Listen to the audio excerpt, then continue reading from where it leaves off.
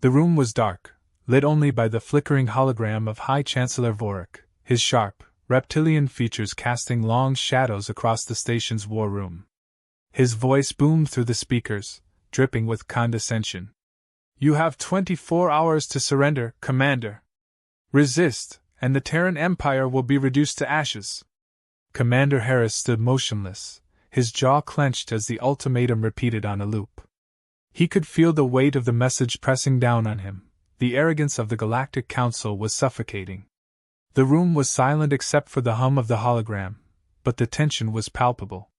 Lieutenant Rodriguez shifted nervously beside him, his voice a whisper of doubt. "What are we going to do, sir? We're outnumbered 1,000 to 1. If we don't surrender, we're finished." Harris's eyes didn't leave Vorik's projection. His expression remained stoic, though his mind was racing. He'd seen this coming for years, the Council's expansion, their relentless campaign of subjugation, and now, Earth was their final target. But surrender wasn't an option. Not for him. Not for humanity. "We'll fight," Harris said, his voice low but firm. Rodriguez's brow furrowed. "Fight? With what? Our fleet's in shambles, and Project Genesis is barely operational.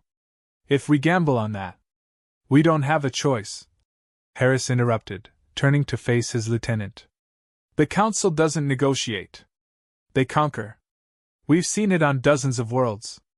They'll enslave us if we surrender, and they'll obliterate us if we don't. Project Genesis is our only chance." Rodriguez fell silent, knowing Harris was right but struggling to accept it. There was no easy way out. The countdown had already begun. As the hologram faded, the war room's lights flickered back on, revealing the cold, sterile environment of Earth's last defense station. Built in desperation, it orbited the planet like a final shield. The walls were lined with tactical displays, most showing red, indicating Earth's defense systems were failing. "Dr. Park is still calibrating the final systems for Genesis," Harris said, striding toward the command console. "We'll have it ready by the time Vorik returns for his answer." "And if it doesn't work?" Rodriguez asked, his voice barely above a whisper. Harris paused, fingers hovering over the controls. "Then we make sure the Council remembers why humanity was never an easy conquest." A silence settled between them, heavy with the weight of impending battle. Outside the station's viewport, Earth gleamed like a fragile jewel, a stark contrast to the cold blackness of space. The Galactic Council's fleet was already moving into position, hundreds of massive warships, a blockade of unimaginable power. Harris could feel the pulse of the countdown in his bones. He had 24 hours to prepare. But deep down, he knew it wouldn't be enough. Victory wasn't guaranteed, but defiance was all they had left. The door to the war room slid open with a hiss, and Dr. Elena Park entered, her face pale but resolute. "Commander, we need to talk about Genesis." Harris nodded, his eyes locking with hers. The weight of the decision hung between them, but there was no turning back. "Give me the status," he said, his voice a calm amidst the storm brewing in his mind. "Genesis is nearly ready, but it's not what you think. It won't just stop their fleet. It'll change everything." Harris raised an eyebrow. "Change how?" Park hesitated, her hands trembling slightly. "It won't just target their ships. It'll destabilize the entire Galactic Council's communication network. Across the galaxy. If we use this, it's not just war, Commander. It's revolution." For the first time in hours, a spark of hope flickered in Harris's chest. He turned to Rodriguez, who stared wide-eyed at the revelation. "We were never going to just survive this," Harris said quietly, the edges of a grim smile tugging at his lips. "We're going to win." Chapter 2: The clock ticks down. The station's control center buzzed with frenetic energy, the pressure of the ticking countdown palpable in the air. Every officer and engineer moved with purpose, their faces grim but focused. The Galactic Council's ultimatum loomed over them like a dark cloud, but Commander Harris wasn't about to let it break him. Not when they had one final card to play. Dr. Elena Park stood beside him at the command console, her brow furrowed in concentration as she typed rapidly into the interface. "We're pushing the limits, Commander.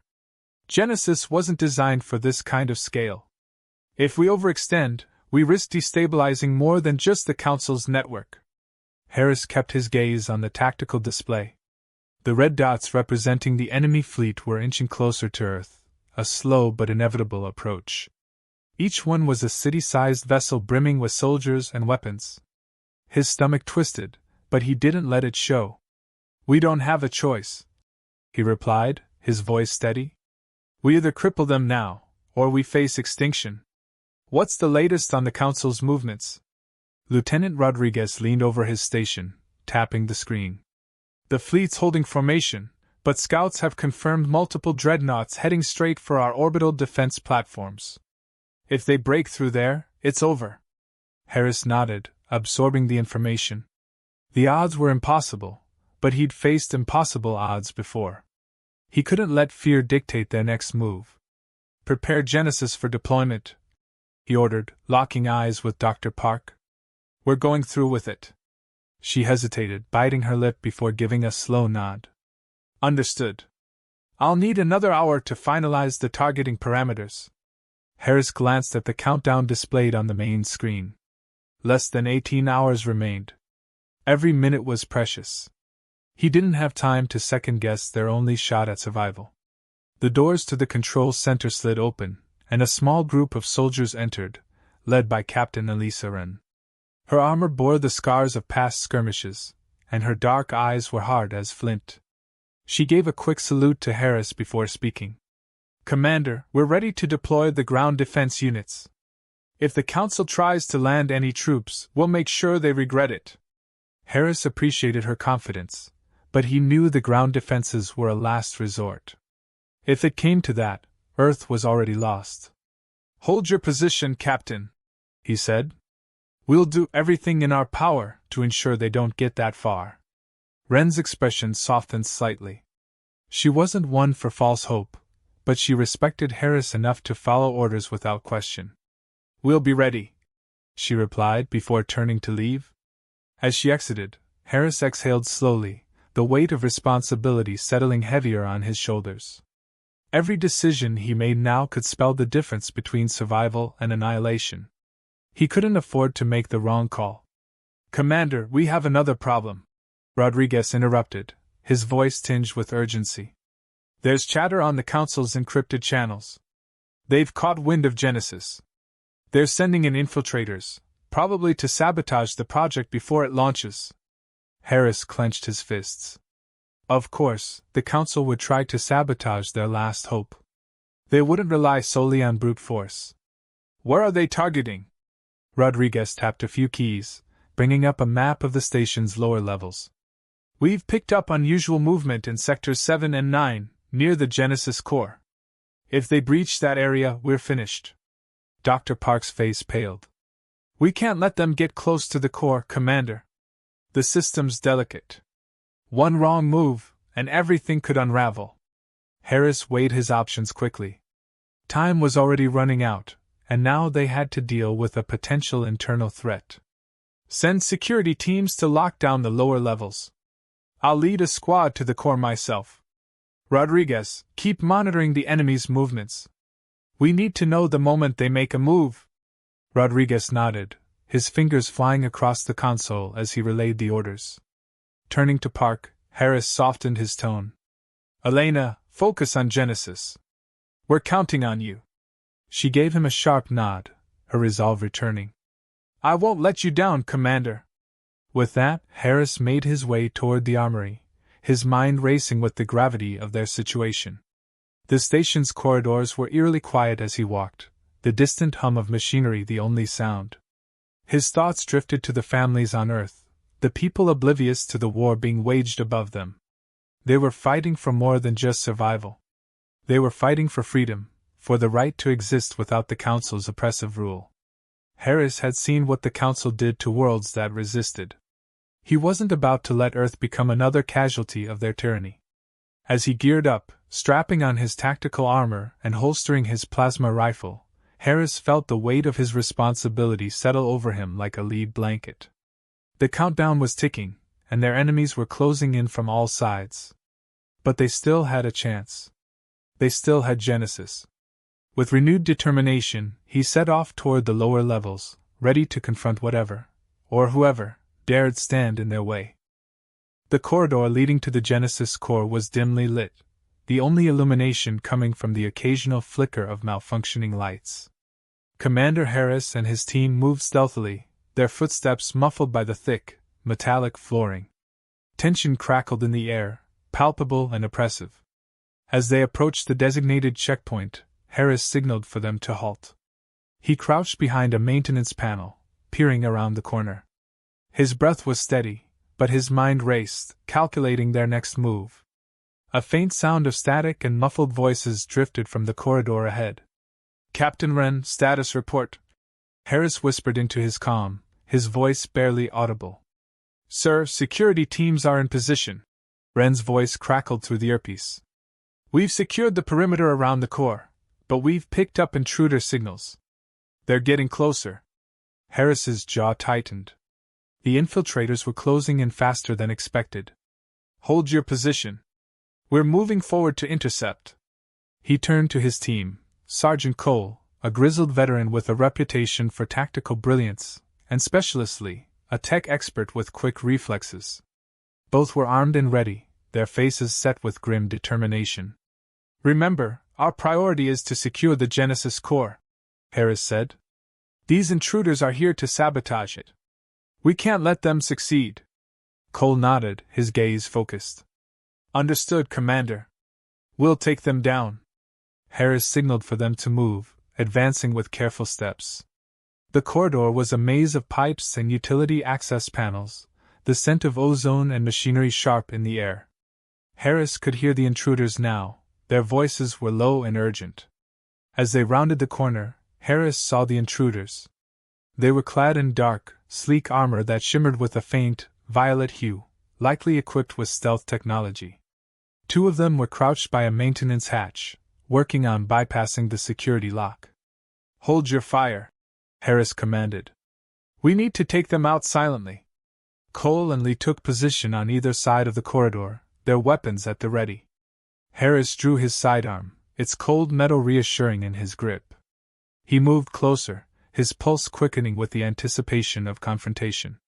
In a swift, coordinated move, Harris and his team sprang into action. Cole charged forward, engaging the nearest intruder with a precise strike. Lee moved behind the second, his actions a blur as he disarmed the intruder with practiced efficiency. The intruders were surprisingly skilled, but Harris's team was faster. Within moments, the two infiltrators were subdued, their weapons clattering to the floor. Harris moved quickly, examining their gear.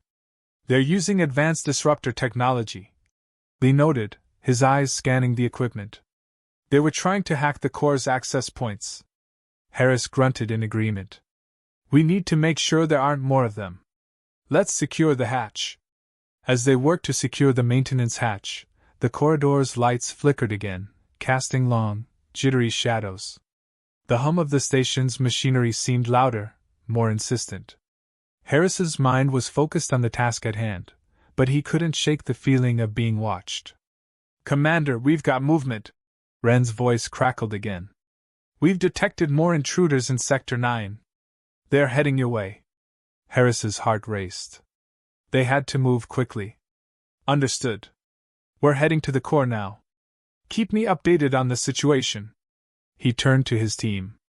"We're going to make sure Genesis is secure. If there are more infiltrators, we need to find them before they reach the core." They continued down the corridor, the atmosphere growing more tense with each step. The security alarms blared sporadically, a jarring reminder of the danger they faced. The clang of metal and distant shouts punctuated the silence, creating an eerie, chaotic backdrop. As they reached the entrance to the Genesis core, Harris saw that the heavy steel doors were slightly ajar. He approached cautiously, pushing the door open. The room beyond was a hive of activity, filled with engineers working frantically to stabilize the core's systems. Dr. Park was at the central console, her face illuminated by the glow of holographic screens. She looked up, her eyes wide with relief and worry. Commander! We've had multiple breaches. I'm trying to contain the damage, but. A sudden explosion rocked the room, sending sparks and debris flying. Harris ducked instinctively, grabbing Dr. Park and pulling her to safety behind a bulkhead. What was that? Park shouted, her voice nearly lost in the din. The intruders must have planted explosives, Harris yelled back. We need to secure this room now. Cole and Lee sprang into action, moving to secure the exits and check for further sabotage. Harris kept a close eye on Park, his thoughts racing. The intruders had breached the core, and now the fate of Genesis, and the entire mission, hung in the balance. The core's systems were flashing erratically, warning lights blinking furiously. Harris could feel the pressure mounting, the weight of responsibility pressing heavily on his shoulders. Every second counted. Dr. Park worked frantically at the console, her fingers flying over the controls. I'm rerouting power and isolating the affected systems, she called out. But we need more time. Do what you can, Harris replied, his voice a mix of urgency and determination. We're running out of time. As the minutes ticked by, the tension in the room grew unbearable. Harris could only hope that their efforts would be enough, that they could turn the tide before it was too late. The fate of Earth, and the galaxy, was resting on the success of Genesis and their ability to repel the Council's assault. The Genesis core's chamber was a tumult of flashing lights and swirling smoke. Harris crouched behind a reinforced bulkhead, his eyes scanning the room for any further signs of damage or intruders. The hum of emergency alarms filled the space, a stark reminder of the urgency of their situation. Status report!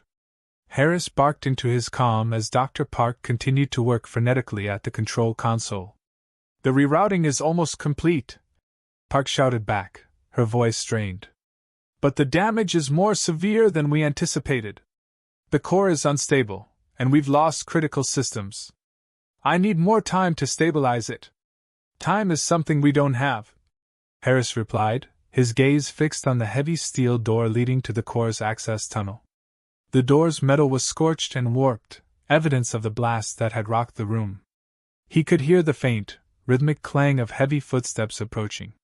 Cole and Lee, stationed near the exits, exchanged worried glances. Commander, Cole said, his voice steady despite the chaos. We've got company. Sensors indicate more hostile forces closing in. Harris's heart pounded. The Council's forces were relentless, and it seemed they had more than just sabotage in mind. Prepare for incoming. We need to hold this position until Park finishes her repairs. Lee adjusted his rifle and took up a defensive stance by the door. Understood, sir. I'll keep an eye on the perimeter. The room was a cacophony of noise and color.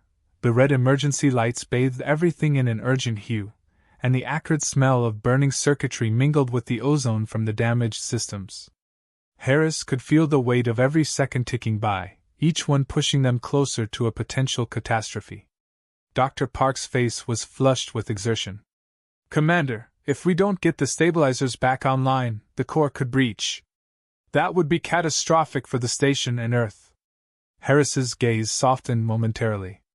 We're not letting that happen, Doctor. You've got this. As if in response, the door to the chamber exploded inward with a deafening roar. Harris dove to the side, narrowly avoiding the debris that showered the room. Through the dust and smoke emerged a squad of armored figures, their helmets gleaming ominously in the red light. Hold your positions, Harris ordered. The team's response was immediate and synchronized. Cole unleashed a volley of precise shots, taking down two of the intruders before they could fully enter the room. Lee moved swiftly, using the cover of the smoke to flank the remaining enemies. Despite their efforts, the intruders were well coordinated and heavily armed. They advanced with disciplined precision, pushing Harris's team back. Harris ducked behind a console, his pulse racing as he fired at the advancing figures. Each shot was a calculated effort to buy more time for Park's repairs. A sudden burst of static from his comm link broke through the din. Commander Harris, this is Captain Wren. We've got a situation on our end.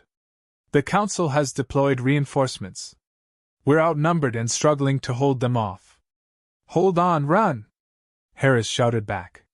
We're engaged here, but we're securing the core. We'll need to push through and regroup. Park's hands flew over the controls, her brow furrowed in concentration. Just a few more minutes, she called out, her voice barely audible over the firefight. Harris could see the strain on her face and knew that every second was critical. He pushed forward, rallying his team. We need to break their advance. Cole, cover Lee while he sets up a perimeter defense. I'll take the point. Cole acknowledged with a curt nod, moving to support Lee. Harris sprinted across the room, his weapon raised, engaging the enemy with fierce determination. Each enemy he took down seemed to give Park a bit more time, but the battle was taking its toll on their defensive positions. The intruders seemed to sense their desperation. They fought with increasing ferocity, their tactics growing more aggressive. Harris could see their strategy. They were trying to force a breach at any cost. Just as Harris felt the tide might be turning against them, a sudden, blinding flash of light erupted from the core's central console. The room was momentarily bathed in a harsh, white glow before the light dimmed, leaving a profound silence in its wake. Park stumbled back from the console, her face pale but determined. It's stabilized, she gasped. The core's systems are back online, but we need to secure the area. We've bought ourselves some time, but they'll be coming harder now. Harris looked around the room, his team battered but resolute. We've got to push them back. We can't let them get close again. As they prepared for the next wave of assault, Harris's mind raced. They had bought time, but the situation was still dire. The Council's forces were relentless, and the fight was far from over. He could only hope that their efforts would be enough to turn the tide and secure a victory for Earth. With renewed resolve, Harris and his team readied themselves for the impending clash. The core was safe for now, but the battle for Genesis, and the future of their world, was far from over.